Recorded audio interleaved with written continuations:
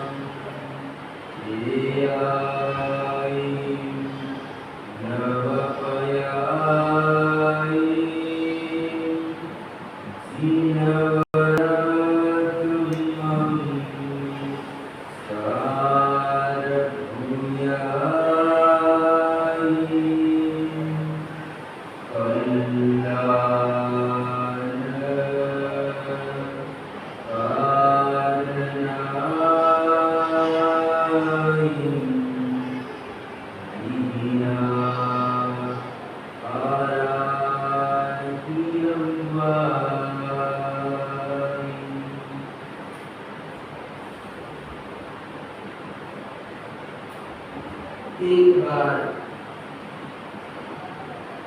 चरम तेज गति श्रमण भगवान महावीर स्वामी के प्रथम गणगत अनंत लक्ष्मी निधान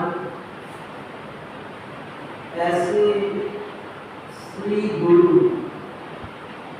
गौतम स्वामी महाराजा जब परमात्मा की आज्ञा से राजगिरी नगरी में पधारे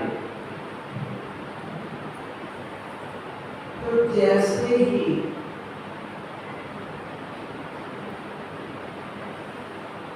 लोगों को ये पता चला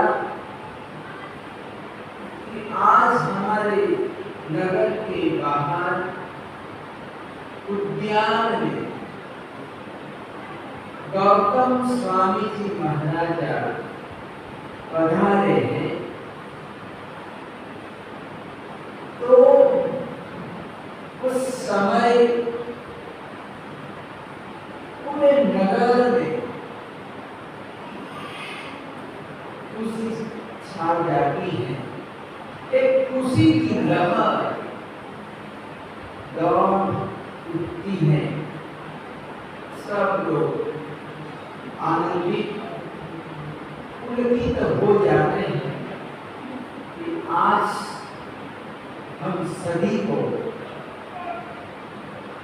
गौतम स्वामी जी के दर्शन होंगे, अन्य साधु भगवान के तीर्थंकर परमात्मा सभी के दर्शन होंगे। तो इस प्रकार से पूरे राजगीर नगर में और जो मगध देश का राजा सैनिक ने भी अपनी पूरी तैयारी की, अपने दल बल के साथ गौतम स्वामी जी के दर्शनार्थ वहां पर उपस्थित हुआ। तो गौतम स्वामी जी महाराज गृही नगरी के लोगों के समक्ष अपनी धर्म देना प्रारंभ किया। तो अपनी धर्म देशना में गौतम स्वामी जी महाराजा फरमाते, आचार्य भगवान रत्नशेखर श्रीश्वरी महाराजा ने इस श्रीपाद कथा की रचना की है और इस कथा के माध्यम से जिन शासन में उपस्थित मौजूद ऐसे 9 पदों की महिमा का गुणगान किया है। तो यहाँ पर अपनी धर्म देशना में गौतम स्वामी जी महाराजा फरमाते हैं कि अरिहं सिद्धायरिया उज्जायं साहुनो समर्थं ज्ञानं चरणं च कवो किया परिणवगम गुणेय। गौतम स्वामी जी महाराजा ने कहा कि अरिहंत सिद्ध आचार्य उपाध्याय साधु और दर्शन ज्ञान चारित्र तथा ये 9 पद बताए गए हैं और 9 पदों के बारे में उनको जानना है, उनके स्वरूप के बारे में, उनकी क्या महिमा है उसके बारे में हमको समझना चाहिए। तो एआई गौतम स्वामी जी महाराजा कहते हैं कि एआई नवपयाई, यानी ये जो 9 पद हैं जिनवर धर्मों की सार की जाए, यानी जिनेश्वर परमात्मा के धर्म में, यानी कि जैन धर्म में, जैन दर्शन में ये जो अरिहंत आदि 9 पद हैं, यही जिन धर्म का सारभूत है। यानी जैन धर्म में इन 9 पदों का विशेष महत्व है। कल्याण कारणाई, यानी कि हमारे कल्याण करने वाले हैं, आत्मा का कल्याण करने वाले हैं। जिस शासन में गौतम स्वामी जी महाराजा ने 9 पद बताए, अरिहंत पद, सिद्ध पद, आचार्य पद, उपाध्याय पद, साधु पद, दर्शन पद, ज्ञान पद, चारित्र पद और तप पद। तो इस प्रकार से ये महामंगलकारी 9 पद हैं और इन 9 पदों को 3 विभागों में काट दिया, यानी देव, गुरु और धर्म। यानी 9 पदों का समावेश देव गुरु धर्म में हो जाता है। तो देव तत्व, गुरु तत्व और धर्म तत्व, 3 तत्व। कितने? 3 तत्व हैं। पहला है देव तत्व, दूसरा है गुरु तत्व और तीसरा धर्म तत्व। तो देव तत्व में 2 पद आते हैं। देव तत्व में कौन से पद आते हैं? तो यहाँ पर प्रथम के प्रारंभ के 2 फर्स्ट और सेकंड, पहला और दूसरा, अरिहंत पद और सिद्ध पद, इन 2 पदों का समावेश देव तत्व में होता है। इसमें होता है देव तत्व में, यानी अरिहंत परमात्मा हमारे भगवान क्या है? अरिहंत परमात्मा हमारे तीर्थंकर हैं। अरिहंत परमात्मा है परमात्मा के रूप में अरिहंत परमात्मा है और सिद्ध परमात्मा है। तो ये दो पदों को यहाँ पर देव तत्व में दिया है और गुरु तत्व में आचार्य, उपाध्याय और साधु, ये तीन पदों का समावेश गुरु तत्व में होता है। इसमें होता है गुरु तत्व में होता है आचार्य भगवान हमारे गुरु हैं। क्या है? आचार्य भगवान हमारे गुरु हैं, उपाध्याय भगवान हमारे गुरु हैं और मुनि भगवान यानी कि साधु हमारे गुरु हैं। तो ये तीन पदों को गुरु तत्व में लिया है। इसमें लिया है गुरु तत्व में लिया है और बचे हुए जो चार पद हैं, कितने? चार पद है, ज्ञान, दर्शन, चारित्र और कर्म। तो ये जो चार पद हैं, ये चार पदों का समावेश धर्म तत्व में होता है। इसमें होता है धर्म तत्व में होता है। धर्म क्या है? धर्म तत्व क्या है? तो धर्म यानी कि जिसमें दर्शन है, जिसमें ज्ञान है, जिसमें चारित्र है और कर्म है, कहते हैं कि वो धर्म है। क्या है? वो धर्म है। तो यहाँ पर धर्म तत्व में ये चार पद आते हैं, दर्शन, ज्ञान, चारित्र और कर्म। और इसीलिए उमा स्वाति जी महाराजा ने कहा मोक्ष का रास्ता कौन सा है, मोक्ष का मार्ग कौन सा है? तो उन्होंने कहा कि सम्यक दर्शन, ज्ञान, चारित्र मोक्ष मार्ग है। यानी कि मोक्ष में जाने के लिए सम्यक दर्शन होना जरूरी है, सम्यक ज्ञान होना जरूरी है, सम्यक चारित्र होना जरूरी है और सम्यक तप होना जरूरी है।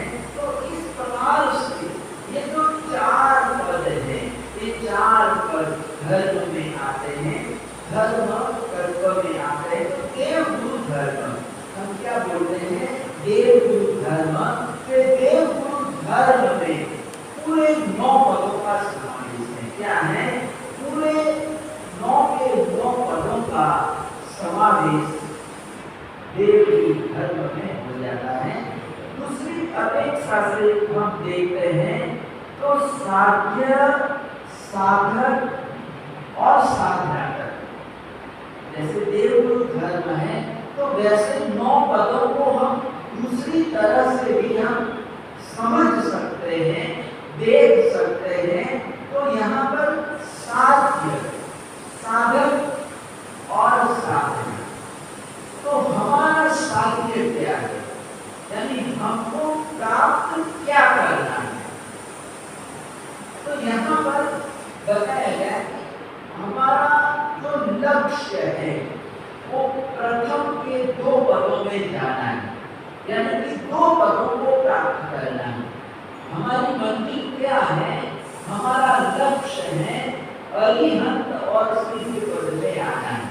कहाँ आना है? हमको प्राप्त क्या करना है? तो कहते हैं कि सबसे ऊपर रहे हुए जो 2 पद है, एक अरिहंत परमात्मा है और दूसरा सिद्ध परमात्मा है। तो कहते हैं कि हमको सिद्ध होना, क्या होना है? सिद्ध होना है। अरिहंत भी सिद्ध होते हैं, सिद्ध हो जाते हैं जब कर्मों का संपूर्ण कर्मों का क्षय हो जाता है। तो अरिहंत परमात्मा भी सिद्ध बन जाते हैं। क्या बन जाते हैं? सिद्ध बन जाते हैं, यानी मोक्ष में पधार जाते हैं, अपनी मंजिल को प्राप्त कर लेते हैं। तो यहाँ पर साध्य, अरिहंत और सिद्ध 2 पद हैं, लेकिन कहते हैं कि साध्य में जाने के लिए साधक होना जरूरी है। क्या होना जरूरी है? साधक होना जरूरी है। जब तक हम साधक तत्व में प्रवेश नहीं करेंगे तब तक कहते हैं कि साध्य में नहीं जा सकते। बिना साधक बने हम साध्य में नहीं जा सकते हैं। तो तो साध्य में जाना है, साध्य को प्राप्त करना है, तो यहाँ पर साधक होना जरूरी है। यानी साधक तत्व में एंट्री करना, प्रवेश करना आवश्यक है, परम आवश्यक बताया है। तो साधक तत्व में परिहर आचार्य, उपाध्याय और साधक, ये क्या है? साधक है, साधना करते हैं। क्या करते हैं? साधना करते हैं। तो जब वो साधक बन जाते हैं तो साधक में से उस साध्य में चले जाते हैं, पहुंच जाते हैं। तो साधक यानी जब तक उसके जीवन में साधना तत्व नहीं आएगा, यानी यहाँ पर तीनों का आपस में संबंध है, यानी एक होगा तो काम नहीं चलेगा, यानी तीनों का होना जरूरी है। तीनों का पारस्परिक संबंध क्या है? पारस्परिक संबंध है। साध्य को प्राप्त करना है तो साधक होना जरूरी है, और साधक होना है तो साधना में जाना जरूरी है। जब तक हम साधना नहीं करेंगे तब तक हम साधक नहीं बन सकते। क्या है? जब तक साधना नहीं आएगी तब तक हम साधक नहीं बन सकते हैं, और बिना साधक बने साध्य में हम जा नहीं सकते हैं, साधक तत्व को हम प्राप्त नहीं कर सकते हैं।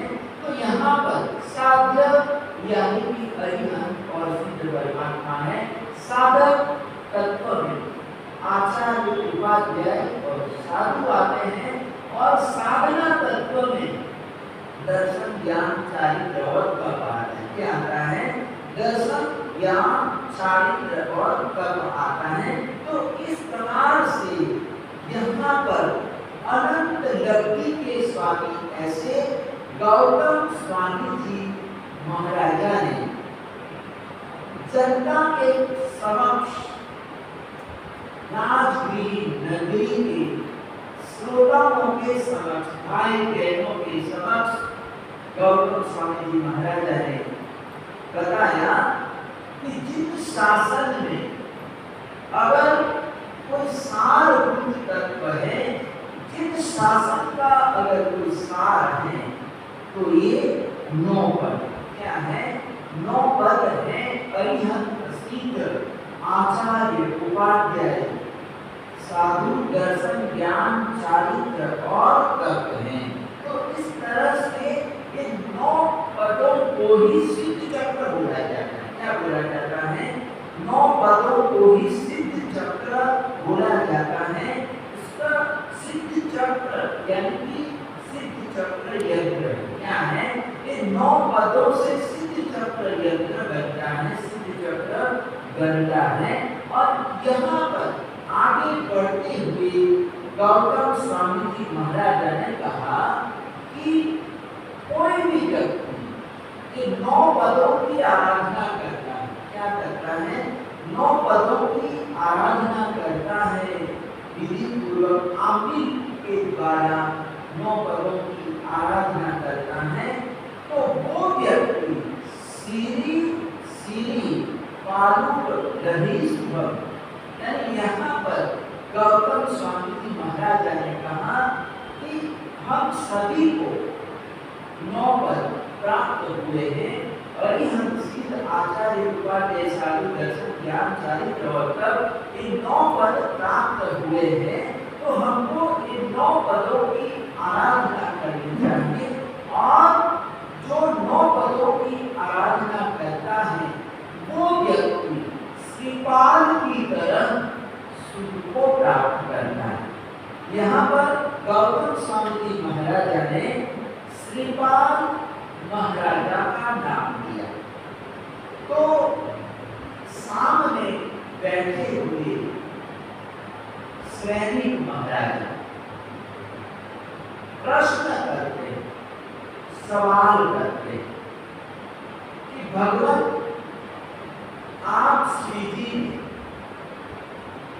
9 पदों की महिमा बताई और फरमाया कि जो व्यक्ति 9 पदों की आराधना करता है वह व्यक्ति श्रीपाल की तरह सुखी बनता है, सुखी होता है। तो मैं जानना चाहता हूं कि श्रीपाल कौन? आप इस श्रीपाल की जो कथा है वो विस्तार से समझाने की कृपा है। तो यहाँ पर प्रमुख रूप से जो श्रोता है नगर का राजा है। क्या है?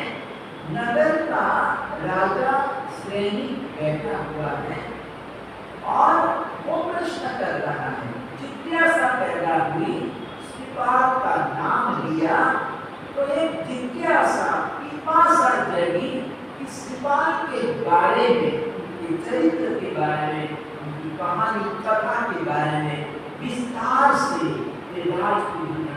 नगरी के लोगों को, जनता को बताया जाए, ताकि कथा के माध्यम से लोग इन 9 पदों की महिमा को जान सके, समझ सके।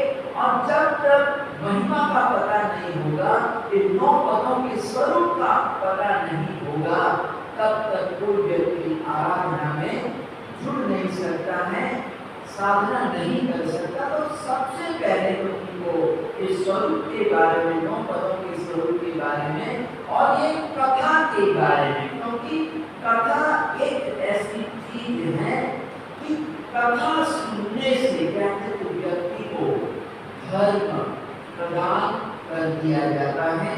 हम तत्व की बातें सुनाते रहे, केवल तत्व ही तत्व सुनाते रहे तो फिर लोगों को इतना रस नहीं आता। लेकिन एक तत्व के साथ हम कथा को रखते हैं, परोसना तो तत्व ही, लेकिन कहते कि कथा के माध्यम से हम धर्म तत्व को बताते हैं, जीव अजीव इन 9 पदों को बताते हैं। तो कहते हैं कि एक आधार कथा का एक आलंबन होता है और सुनने वालों को तुरंत समझ में आ जाता है, वो ग्रहण कर लेते हैं। तो यहाँ पर सैनिक महाराजा की कोई सामान्य श्रोता नहीं, और जो प्रवचनकार वो भी कोई सामान्य नहीं है, चरम शरीर है। यानी इसी भाव में गौतम स्वामी को मोक्ष में जाना है। क्या है? ये जो प्रवचन कर रहे हैं गौतम स्वामी जी महाराजा, ये भी एक महापुरुष है और इसी भाव में मोक्ष में जाने वाले महापुरुष हैं। और जो सामने बैठा राजा सैनिक है, ये भी कोई साधारण व्यक्ति नहीं है, ये भी तीर्थंकर का जीव, इसका जीव है तीर्थंकर होने वाला जीव है, शाही संगीत का मालिक है। क्या है? शाही संगीत का मालिक है। तो यहाँ पर वक्ता भी जबरदस्त है और जो सामने श्रोता बैठा हुआ है वो भी तीर्थंकर का जीव। क्या है? तीर्थंकर का जीव है और पूछ रहा है, राजा स्वयं गौतम स्वामी महाराजा को पूछ रहा है कि आप श्री हम पर कृपा करके श्रीपाल की कथा विस्तार से बताइए। तो गौतम स्वामी जी महाराजा राजगृह नगरी के लोगों की जिज्ञासा को देखते हुए श्रीपाल महाराजा की कथा प्रारंभ करते हैं। तो इस प्रकार से गौतम स्वामी जी महाराजा ने कहा कि ये दक्षिणार्थ भरत है और ये दक्षिणार्थ भरत ने मध्य खंड में भारत देश और भारत देश में मानव नामक एक प्रांत, मानव यानी एमपी मध्य प्रदेश, मध्य प्रदेश में एक मानव प्रदेश आया हुआ है और मालव प्रदेश में उज्जैनी नाम की एक नगरी, क्या है? उज्जैनी नाम की एक नगरी है, बड़ी समृद्धिशाली, रिद्धि सिद्धि समृद्धि सब कुछ है। क्या है? ये नगरी सामान्य नहीं है, एक बड़ी नगरी है। और इस नगरी में रहने वाले जो लोग हैं वो बड़े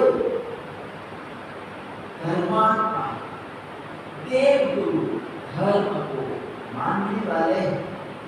उनके लोग में धर्म बसा हुआ है। नगरी के लोग सभी उदार, दान प्रिय, दान देना उसका व्यसन बन चुका है। और इसीलिए इस नगरी में कोई चोर लुटेरे भी नहीं, पिकपॉकेट भी नहीं है, क्योंकि लोगों को जो चाहिए वो मिल जाता है। लोगों को किसी तरह का कोई अभाव नहीं है और इसीलिए वहां पर कोई चोर बदमाश भी नहीं है, लूटने वाले लोग भी नहीं है, क्योंकि जो धर्मात्म लोग हैं वो अपने आप से दे देते हैं, उदारता से जिसको जो चाहिए वो दे देते हैं। तो फिर चोरी कौन करेगा, गलत काम कौन करेगा? तो इस तरह से यहाँ पर जो लोग रहते हैं वो बड़े न्यायप्रिय हैं, बड़े धर्मात्मा है।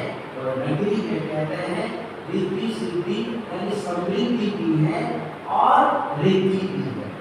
रिद्धि का मतलब होता है कि जहाँ पर सोना चांदी वगैरह होता है, ऐश्वर्य होता है, उसको रिद्धि बोलते हैं। क्या बोलते हैं? रिद्धि बोलते हैं, रिद्धि सिद्धि बोलते हैं। और समृद्धि, समृद्ध यानी किसी को हम बोलते हैं कि बड़ा समृद्ध आदमी है। क्या है? बड़ा समृद्ध आदमी है। तो रिद्धि सिद्धि और समृद्धि में थोड़ा सा अंतर है। रिद्धि यानी एक प्रकार का ऐश्वर्य, सोना चांदी रुपया पैसा वगैरह होना, इसको कहते हैं कि रिद्धि सिद्धि वाला व्यक्ति है। और समृद्धि, तो समृद्धि यानी कि अन्न वगैरह हो, क्या होना? अन्न वगैरह होना। क्योंकि सोना चांदी है लेकिन खाने पीने के लिए कुछ नहीं है, अन्न पकता नहीं। जिस देश में, जिस प्रांत में अन्न ही नहीं होता है, सोना चांदी ही है, तो सोना चांदी से हमारा कोई पेट भरेगा, यानी जीने के लिए अनाज भी जरूरी है, अन्न भी जरूरी है। तो कहते हैं नगरी में सोना चांदी तो है, रुपया पैसा तो है, लेकिन अन्न के जो भंडार है, अन्न की भी कोई कमी नहीं है। यानी खेती बाड़ी वगैरह सब कुछ अच्छा है, फसल अच्छी हो रही है। तो यहाँ पर रिद्धि भी है, नगरी में रिद्धि भी है और समृद्धि भी है। और वो नगर विकास करता है, तरक्की करता है कि जहाँ पर रिद्धि सिद्धि है और समृद्धि है, कहते हैं कि वो नगर में किसी तरह की कोई कमी रहती नहीं है। तो ऐसी नगरी का राजा प्रजापाल है। कौन है? राजा का नाम प्रजापाल है। तो ये जो राजा है, प्रजापाल महाराजा है, ये भी बड़े न्यायवान है, नीतिवान है। क्या है? नीतिवान, सज्जनों की, साधु पुरुषों की रक्षा करने वाला है और दुष्टों को दंड देने वाला है। जो अन्यायी लोग हैं, जो अधर्मी हैं, जो गलत काम करते हैं, उसको दंड भी देता है। क्या करता है? उसको दंड भी देता है, तो सजा करनी है तो सजा भी देता है, चाहे कोई भी हो, अपना हो या कोई दूसरा, कोई भी हो, न्याय सबके लिए समान था। क्या उसके लिए न्याय सबके लिए समान था? तो ऐसा न्याय प्रिय राजा प्रजापाल महाराजा उज्जैन की नगरी का राजा था। और राजा को दो महारानियां, कितनी? दो महारानियां थी। पहली का नाम, बड़ी का नाम सुरसुंदरी था और दूसरी का नाम रूप सुंदरी। क्या था? रूप सुंदरी था। तो इस तरह से यहाँ पर दो महारानियां हैं। एक का नाम सौभाग्य सुंदरी है और दूसरी महारानी का नाम रूप सुंदरी है। तो दोनों के धर्म अलग क्या है, अलग अलग धर्मों की है। जो सौभाग्य सुंदरी है वो शैव मत की है, शैव मत को मानने वाली है। और जो रूप सुंदरी है ये जैन धर्म को मानने वाली है। रूप सुंदरी का जन्म जैन धर्म में हुआ है और इसीलिए बचपन से ही उसको संस्कार जैन धर्म के मिले हुए हैं। और सौभाग्य सुंदरी का जन्म शैव मत में हुआ है और इसलिए शिव को मानने वाली है, शिव जी को मानने वाली, शैव मत को मानने वाली है, इसलिए उसके संस्कार शैव मत के हैं।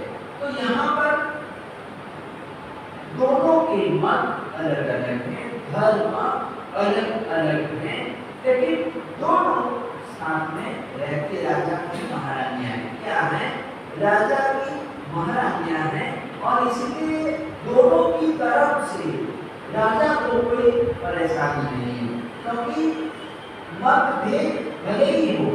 क्या है, यहाँ पर कहते हैं कि मतभेद भले ही हो, विचार अलग अलग हो सकते हैं। घर में भी हम रहते हैं तो सबके विचार अलग अलग रहते हैं। कोई 10 लोग हैं तो 10 लोगों का एक ही विचार होगा ऐसा नहीं है, 10 लोग एक ही मत के होंगे ऐसा भी नहीं है। सबका अपना अपना मत हो सकता है, अपने अपने विचार हो सकते हैं। व्यक्ति स्वतंत्र है। क्या है, व्यक्ति स्वतंत्र है, विचार के लिए स्वतंत्र है। तो यहाँ पर दोनों का मत अलग है, विचार अलग है, लेकिन मत अलग होते हुए भी दोनों में मनभेद नहीं। क्या है, मनभेद बिल्कुल नहीं, बड़े प्रेम से वो रहती है, एक दूसरे को सहयोग करती है। क्या है, एक दूसरे को सहयोग करती हैं और वो अपने अपने धर्म की आराधना करती है। क्या करती हैं, आराधना करती है कि ऐसा नहीं कि मतलब तू छोड़ दे, इसको छोड़ दे, तो मेरी आराधना कर, ऐसा नहीं, कोई दबाव नहीं, ऐसे तो क्यों करती होकर। यानी यहाँ पर न तो सौभाग्य सुंदरी ने रूप सुंदरी को कोई दबाव डाला और रूप सुंदरी ने ऐसा नहीं कहा कि कोई जैन हो जा, जैन धर्म की जो विधि है, आराधना है, ये तो कर, ऐसा दोनों में किसी ने कोई दबाव नहीं डाला। जैसे तो करते रहो, अच्छा है, ठीक है, करने दो। तो इस प्रकार से दोनों अपने अपने इष्ट देवों की आराधना कर रहे थे, तो उनको संस्कार मिले थे, तो संस्कारों के अनुसार मुताबिक वो आराधना कर रही थी।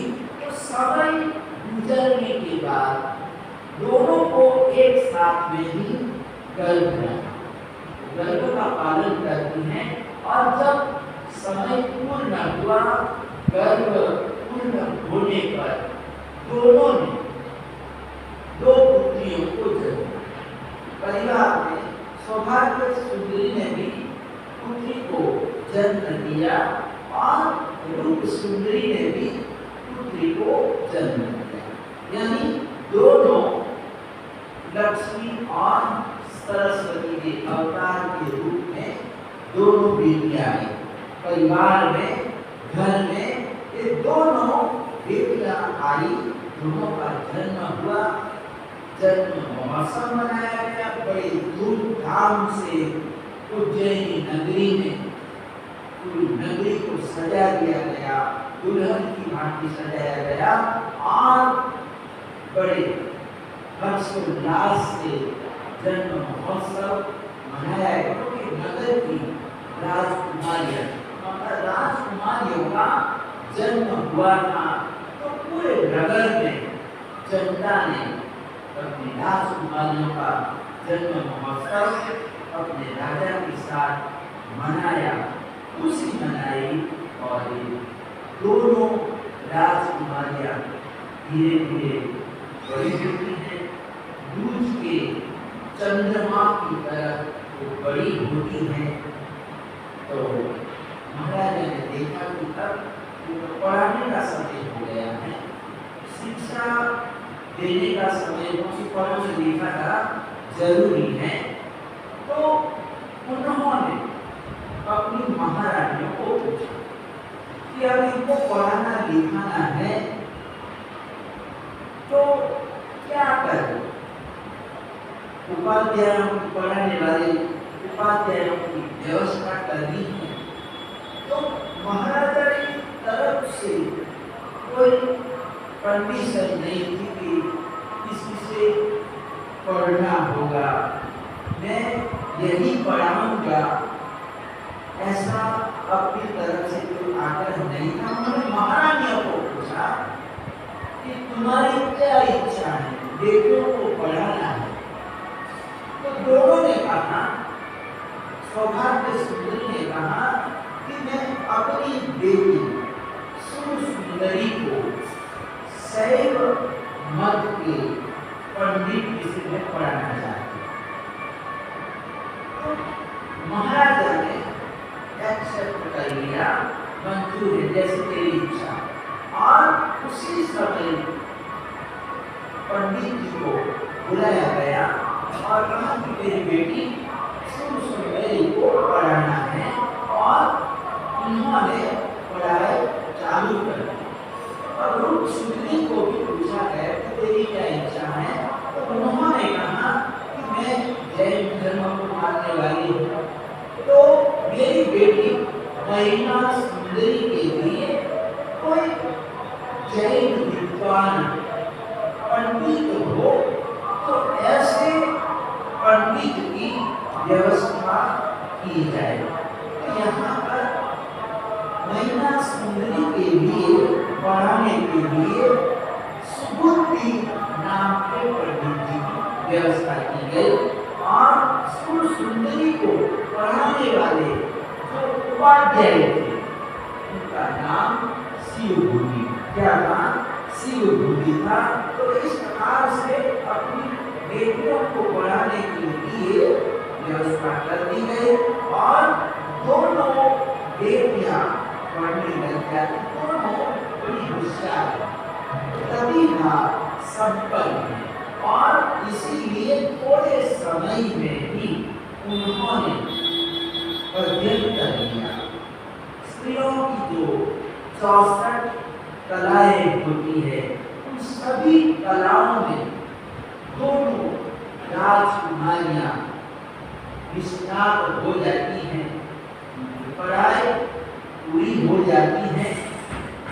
तो प्रजापाल महाराजा एक दिन एक सभा का आयोजन करते हैं और दोनों पुत्रियों सभा में बुलाया जाता है। प्रजापाल महाराजा अपनी बेटियों की परीक्षा जनता के समक्ष लेना चाहते थे और इसीलिए राज दरबार में पूरा मंत्रिमंडल और साथ ही उज्जैन नगरी के भाई बहन की जनता भी बैठी हुई है। आज सभा के बीच राजकुमारियों का आगमन होता है, सभा में प्रवेश होता है। तो तालियों की गड़गड़ाहट से राजकुमारियों का स्वागत किया जाता है। राजकुमारियां सभा में आती है। राजा ने इशारा किया आसन ग्रहण करने का, तो वो अपने अपने सिंहासन पर बैठ जाती हैं और प्रजापाल महाराजा अपनी दोनों बेटियों की प्रशंसा करते हैं, गुणों की, उनकी होशियारी प्रशंसा कर रहे हैं और कहते हैं कि मैं तुम्हारी शिक्षा पूरी हो गई और उस समय परीक्षा आजकल की तरह नहीं होती थी, यानी जब पढ़ाई पूरी हो जाती थी तो मौखिक पूछ लिया जाता था, यानी एक दो प्रश्नों का जवाब दे दिया तो सब लोग पास हो, क्या हो गए ना, पास हो गए। जैसे व्यक्ति का कोई इंटरव्यू होता है, क्या होता है, जैसे इंटरव्यू लिया जाता है तो उस समय भी पूछने वाला ऐसी दो तीन बातें पूछ लेता है, क्या करता है, वो दो तीन बातें, दो तीन प्रश्न कर लेता है और उन्होंने सही जवाब दे दिया तो कहते वो पास हो गया, क्या हो गया, वो पास हो जाता है।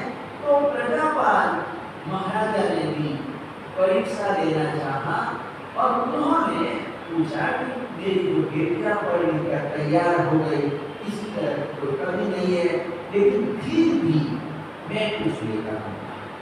तो उन्होंने कहा देखो संसार में बहुत सारी ऐसी चीजें, कभी कभी ऐसा होता है कि इधर से भी कोई प्रश्न करता है, इधर से भी प्रश्न करता है, सामने से करता है, कोई पीछे से करता है और जवाब देने वाला व्यक्ति एक होता है।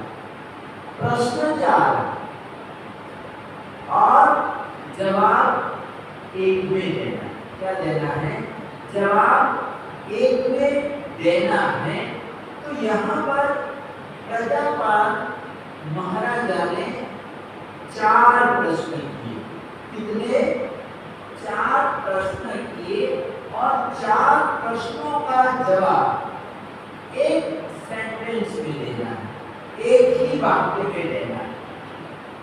कभी होता है कि एक राजा है और राजा की कई महारानियां होती है, सबकी अपनी अपनी समस्या होती है, जिज्ञासा होती है, तो सभी के अपने सवाल होते थे। तो एक साथ में जब वो पूछती थी तो राजा इतना बुद्धिमान होता था कि एक ही वाक्य में वो अपना जवाब, चार प्रश्नों का जवाब एक ही वाक्य में दे देता था।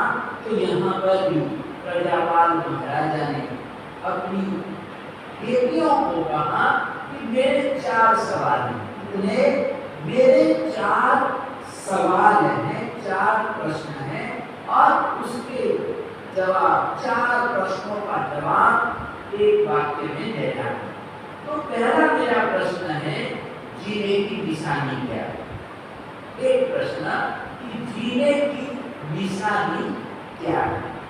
दूसरा प्रश्न है कामदेव की पत्नी का नाम क्या है और तीसरा प्रश्न है सर्वोत्तम पुष्प कौन सा है और चौथा प्रश्न है विवाह के पश्चात प्रिय क्या है, यानी शादी होने के बाद क्या अच्छा लगता है।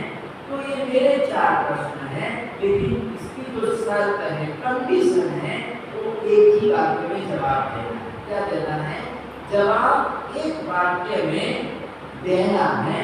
तो इस प्रकार से सुरसुंदरी बड़ी, दोनों बेटियां थी, तो दोनों बेटियों में सुरसुंदरी बड़ी थी, तो सुरसुंदरी का नंबर, बड़ी बेटी का नंबर था।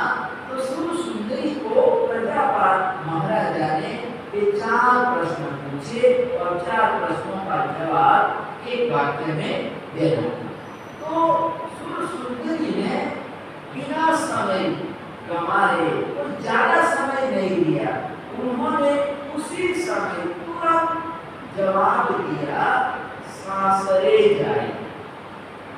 सुरसुंदरी ने क्या जवाब दिया कि सासरे जाए, यानी इसमें चारों प्रश्नों का जवाब आ गया। बस उन्होंने बोल दिया सासरे जाए, प्रजापाल महाराजा ने समझ लिया, यानी उनको अपने प्रश्नों का जवाब मिल गया। क्या मिल गया? उसको चार प्रश्नों का जवाब, अपने प्रश्नों का जवाब मिल गया। तो सासरे जाई, यानी इसमें सासरे जाई यानी जीने की निशानी क्या है, तो यहाँ पर श्वास, हमारा श्वास क्या है? जीने की निशानी श्वास है। यानी कभी कभी आदमी बेहोश हो जाता है, क्या हो जाता है? बेहोश हो जाता है, लोग समझ लेते कि गया, क्या है? चला गया। तो डॉक्टर वेदराज आता है, वो नाड़ी देखता है, क्या करता है? नाड़ी देखता है, और वो नाड़ी चलती है, सांस चल रहा है, क्या है? सांस चल रहा है, तो कहता है कि आदमी जिंदा है, मरा नहीं, क्या है? मरा नहीं है। तो इस तरह से जीने की निशानी हमारे सांस है। हम सांस लेते हैं, जो हम सांस लेते हैं और बाहर निकालते हैं, तो इस तरह से हम सांस ले रहे हैं, सांस छोड़ रहे हैं, तो समझो जीवन है, जिंदगी है। तो हमने सांस ली, अगर मान लो बाहर ही नहीं निकला, बाहर ही नहीं आया, समझो मौत हो गई। क्या हो गया? मौत हो गई। तो सांस चल रहे हैं, तो समझो आदमी जिंदा है, जीवित है, लेकिन सांस अटक गई, सांस बंद हो गया, समझो उसकी डेथ हो गई, उसकी मौत हो गई। तो जीने की निशानी हमारे श्वास है, क्या है? हमारे श्वास है। अब दूसरा प्रश्न है, कामदेव की पत्नी का नाम। तो सासरे जाई, यानी यहाँ रे है, यानी रति, यानी कामदेव की पत्नी का नाम रति है, क्या है? रति है। तीसरा प्रश्न है, सर्वोत्तम पुष्प कौन सा है? तो सासरे जाई, यानी जाई शब्द आता है। तो फूल तो बहुत सारे हैं, लेकिन एक जाई नाम का एक फूल आता है, हमारे साहित्य में कहते हैं कि जाई नाम का एक पुष्प होता है, फूल होता है, उसको श्रीपाद चरित्र में सर्वोत्तम माना है, यानी सबसे अच्छा, सर्वश्रेष्ठ अगर कोई फूल है तो वो जाई का, इसका है जाई का माना गया है। तो तीसरा प्रश्न है, सर्वोत्तम पुष्प जाई है।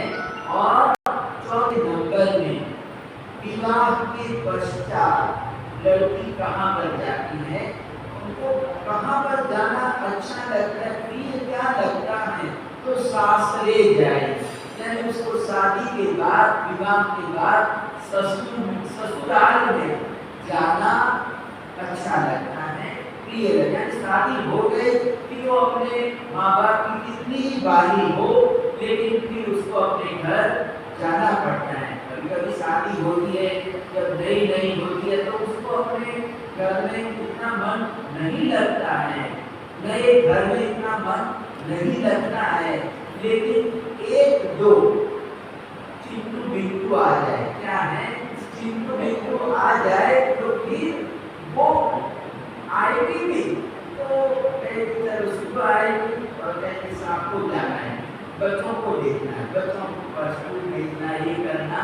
तो ये पिताजी के घर को वो अपना घर नहीं समझती है, यानी वो अपना घर, मानसिकता ऐसी बन जाती है, मेरा घर नहीं, मेरा घर तो मेरा ससुराल में जो घर है वो मेरा घर है।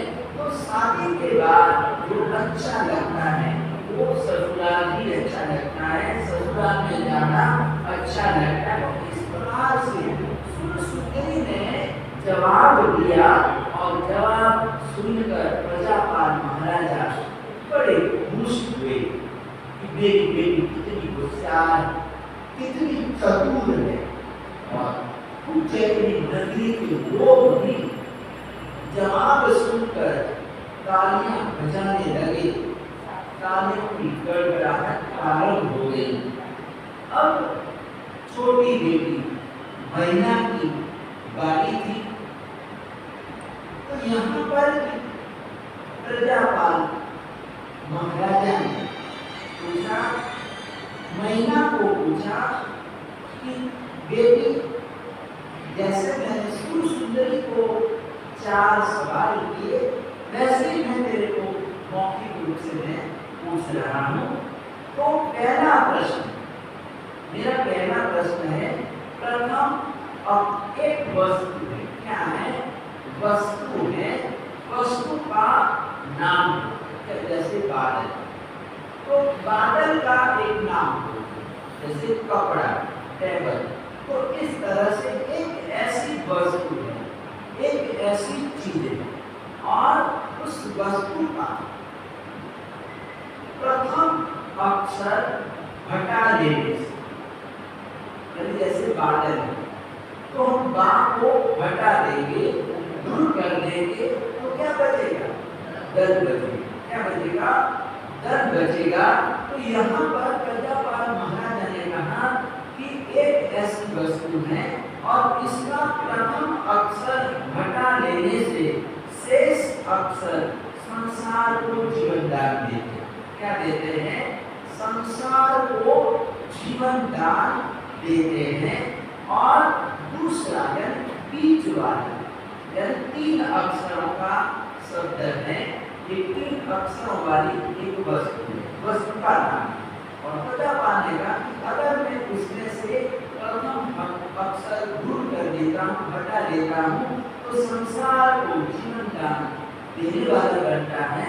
और अगर मैंने बीच वाला मध्य का अक्षर दूर कर दिया, तो मध्य का अक्षर हटाने से वो संसार का संहारक बनता है, यानी संसार को खत्म करने वाला बनता है।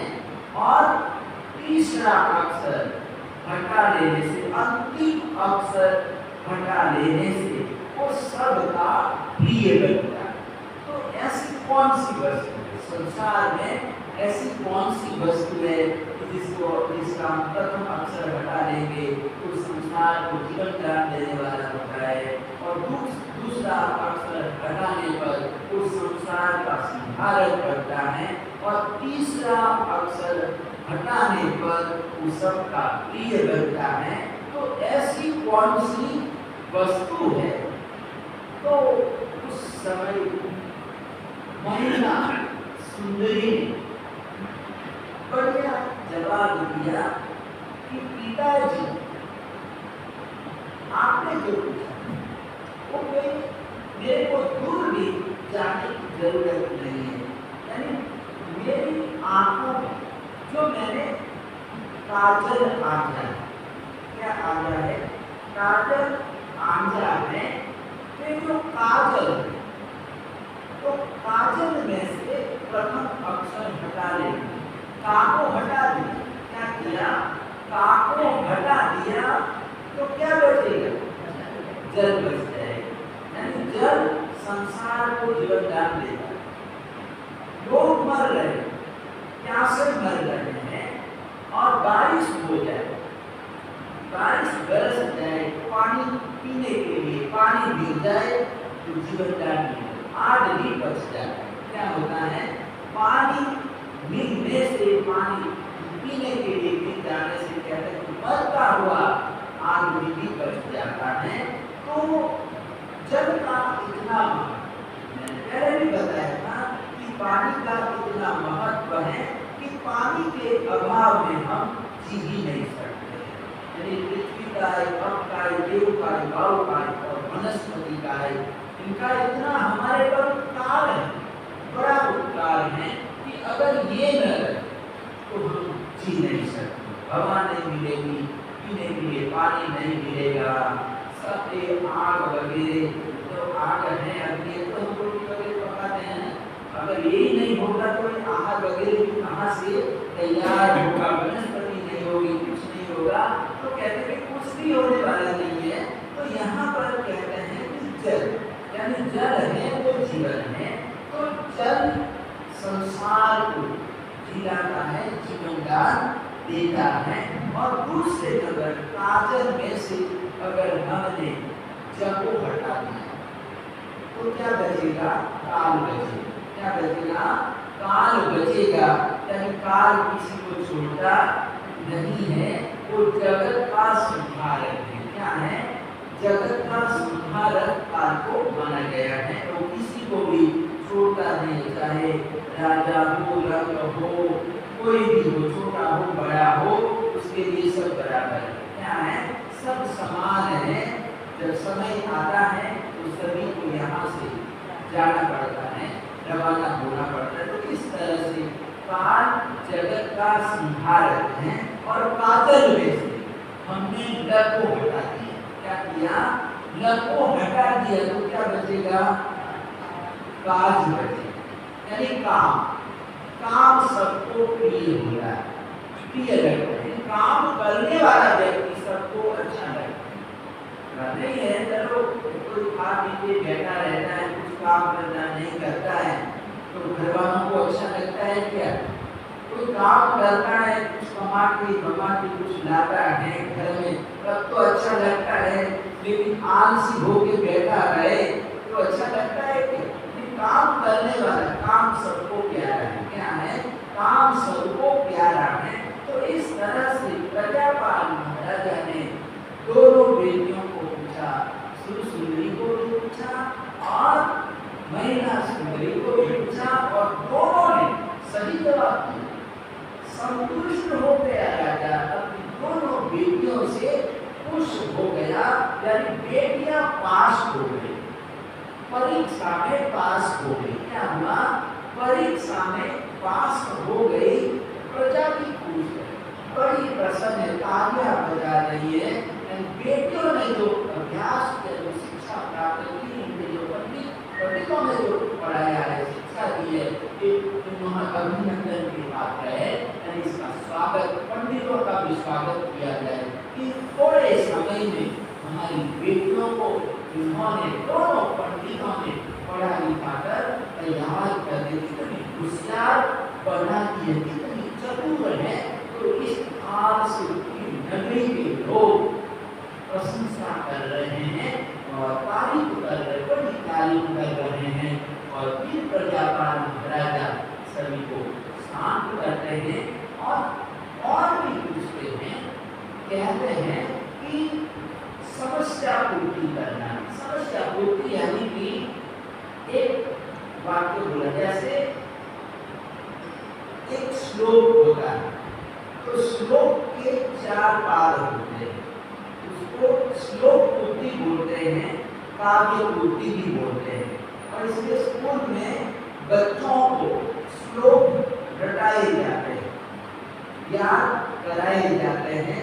यानी श्लोक पूर्ति पूछी जाती है, काव्य पूर्ति पूछी जाती है। तो इस तरह से उन्होंने कहा कि मेरा एक पद है और बाकी के 3 पदों की पूर्ति करना। क्या करना है? पूर्ति करना है। तो राजा ने कहा कि पुण्यहीन लभई के। राजा ने क्या कहा कि पुण्यहीन लभई के, यानी संसार में पुण्य से प्राप्त होता है। अब पुण्य से क्या क्या प्राप्त होता है ये राजकुमारियों को बताना है। प्रजापाल महाराजा ने एक पाठ यानी कि एक चरण बता दिया कि पुण्य से प्राप्त होता है। तो पुण्य से क्या क्या प्राप्त होता है? तो सुरसुंदरी बड़ी थी, तो सुरसुंदरी ने कहा कि पिताजी मैं जवाब देती हूँ, और ऐसा करके तो बोल पड़ी, बीच में बोल पड़ी कि पिताजी आपने पूछा है पुण्य लभई, यानी पुण्य से प्राप्त होता है। तो उन्होंने कहा कि धन यौवन सुविद्य योग रहिय दिय देहु मन बंधन बेलावड़ पुण्य लभई। यानी सुरसुंदरी ने कहा कि पिताजी व्यक्ति को धन मिलता है, यौवन मिलता है, चातुर्य मिलता है, रोग रहित शरीर मिलता है और मन पसंद वल्लभ यानी पति मिलता है। ये सब चीजें पुण्य से प्राप्त होती है। बिना पुण्य से धन भी मिलता नहीं है, बिना पुण्य से रोग रहित स्वस्थ शरीर, कई लोग बीमार नहीं पड़ते, जिंदगी तक बीमार नहीं पड़ते हैं। तो कहते हैं उसके पीछे भी उसका पुण्य है। क्या है? व्यक्ति का पुण्य कि वो जीवन भर दवाई नहीं लेता है। कई लोग कह सकते हैं हर रोज दवाई लेनी पड़ती, दवाई के बिना चलता नहीं। लेकिन कई लोग ऐसे भी हैं जिन्होंने जीवन भर दवाई को छुआ ही नहीं, दवाई को टच भी नहीं किया, दवाई ली ही नहीं। ऐसे भी लोग हमारे गुरुदेव इंद्रजीत महाराजा के शिष्य रत्न बड़े तपस्वी, उग्र तपस्वी है और उनकी अभी 104 वर्ष की अवस्था है। कितने? वो 104 वर्ष के हैं, विनय रत्न विनय महाराज साहब। तो उन्होंने जीवन भर कोई दवाई ली, अभी वो स्वस्थ है। क्या है? अभी भी वो स्वस्थ है और दवाई लेते हैं, बिना दवाई बिना उनको शुगर कुछ भी नहीं है। अभी भी वो 104 वर्ष के हैं, लेकिन वो चल रहे हैं, अभी भी चल रहे हैं, अपना काम वगैरह सब कर लेते हैं। तो ये जो स्वस्थ शरीर का अभी बड़ौदा जाति मास्टर 2 वर्ष वलसाड समाधि मंदिर में थे, अभी बड़ौदा का जाति मास्टर चल रहा है वहाँ। तो वो 104 वर्ष के हैं, 104 वर्ष के हैं, लेकिन फिर भी अभी भी वो स्वस्थ है, कोई बीमारी नहीं है शरीर में, अभी भी कोई बीमारी नहीं है। तो ऐसे 100 में कोई एक व्यक्ति मिल जाता है कि जिन्होंने जीवन भर अपनी जिंदगी में कोई दवाई गोली खाई नहीं। तो ऐसा यहाँ पर रोग रहित शरीर, सुंदर ने जो जवाब दिया वो गलत नहीं है, वैसे उसकी दृष्टि से सही है। क्या है? सही है, यानी धर्म बिना पुण्य के पैसा भी नहीं मिलता, यानी पुण्य का होना जरूरी है। चाहे फिर आप कितनी भी मेहनत कर लो, लेकिन अगर पुण्य नहीं है तो आपको कुछ मिलने वाला नहीं। मजदूर तो हमारे से ज्यादा काम करता है, जो सुबह से शाम तक पसीना बहाता है, लेकिन उसको जितना मिलना, जितनी मजदूरी मिलनी है दिन भर की, उनको उतना ही मिले। 100, 200, 250 जो भी मिलना है उसको उतना ही मिलेगा। लेकिन एक व्यक्ति सिर्फ मोबाइल पर बात करता है, क्या करता है? मोबाइल पर बैठा बैठा वो बात करता है और लाखों करोड़ों कमा, क्या करता है? लाखों करोड़ों रुपये कमा लेता है। उसमें कोई मेहनत की क्या? उसकी मेहनत नहीं है, बिना मेहनत के उसको पैसा मिल जाता है, रुपया पैसा मिल जाता है। तो धन जो मिलता है वो भी बिना पुण्य के मिलता नहीं है। तो इस तरह से धन का, यौवन का मिलना और चतुराई होशियारी जो मिलती है वो भी बिना पुण्य से। कोई आदमी इतना होशियार होता है, तुरंत जवाब दे देता है। क्या करता है? जवाब दे देता है। ऐसी समस्या आती है कि एक जंगल में क्या हुआ कि कोई आदमी था, वो आदमी को अपनी बड़ी नीति करने के लिए जंगल में, गाँव में लेट्रिन बाथरूम वगैरह नहीं बने हुए थे, तो लोग बाहर ही जाते। क्या करते थे? बाहर ही जाते थे निपटने के लिए। तो एक आदमी जंगल में एक बिल के पास को बैठ गया गड़ी करने के लिए। तो वहाँ पर बिल था, एक दर था, तो वहाँ पर बिल भी बैठा हुआ था और उसके पास वो जाके बैठ गया। अब मतलब बिल भी अंदर चला गया, यानी कि वो अपने बिल में चला गया और वो आदमी अपनी क्रिया कर रहा था और उसको लगा तो बिल भी गया था, यानी शायद मेरे पेट में चला गया। उसको व्यायाम हो गया। क्या हो गया? उसको व्यायाम अभी तो याद था, लेकिन वो गया था, तो बिल में चला गया था, लेकिन उसको लगा कि वो तो मेरे अंदर ही चला गया, पेट में चला गया और वो परेशान हो गया, बीमार हो गया और दुबला पतला होने लगा, वजन उसका कम हो गया। वो परिवार वालों को बहुत दिखाया, लेकिन डॉक्टरों ने कहा कि कुछ नहीं, बीमारी कुछ नहीं। तो ये दिन प्रतिदिन इतना दुबला पतला कमजोर होता जाए, बीमारी नहीं है तो बिना बीमारी के थोड़ी होता है। आखिर कोई अनुभवी आदमी यानी बुद्धिमान कोई बुद्धिमान था और बुद्धिमान व्यक्ति को दिखाया और उन्होंने पूछा कि बताओ, रोगी को पूछा कि बताओ कि आप ये 10-12 दिन में कहाँ गए थे, क्या क्या तुमने किया। तो बोले कि एक दिन में जंगल में गया था और निकल रहा था और पास तो फिर बैठा हुआ था और पता नहीं बाद में देखा पर घर में मतलब गायब हो गया। तो मेरे को लगा कि वो पेट में चला गया। वो समझ गया कि इसकी बीमारी यही, इसको व्यायाम हो गया। क्या हो गया है? इसको व्यायाम हो गया है और व्यायाम दूर करना पड़ेगा। होशियार का बुद्धिमान सबका दिमाग काम नहीं करता है। क्या है? सभी का दिमाग काम नहीं करता, लेकिन वो बड़ा चतुर था, अनुभवी था, बुद्धिमान था। ऐसी बुद्धि है किसी को मिलती नहीं है। कोई व्यक्ति बुद्धिमान होता है तो सीधा वहां पर ले गया जहाँ पर उसने किया था और वहां पर ले जाकर पहले से व्यवस्था करके रखी थी। तुमने 10-12 दिन पहले यहाँ पर प्रति की थी सरोवर, तो उसने मतलब किया और पहले से उन्होंने कुछ मरा हुआ ले आया था और व्यवस्था कर दी थी और उठा गया। तो मतलब देखो बताया कि मतलब देखो ये पड़ा हुआ मरा हुआ, यानी कि तुम्हारे पेट में से निकल गया। क्या हुआ? तुम्हारे पेट में से गिर के बाहर आ गया। तो जैसे उसने देखा उसका व्यायाम दूर हो गया, यानी वो स्वस्थ हो गया। पहले बीमार था लेकिन उसका व्यायाम दूर कर दिया। तो कहते कि वो एकदम स्वस्थ हो गया। तो इस तरह से कहते हैं कि कोई ऐसा बुद्धिमान व्यक्ति होता है, इतना उसका दिमाग चलता है कि मतलब हर समस्या का उसके पास समाधान होता है। क्या होता है? तो ऐसी जो होशियारी होती है, जो चतुराई है, वो किसी के शरीर में होती है, कोई व्यक्ति में होती है।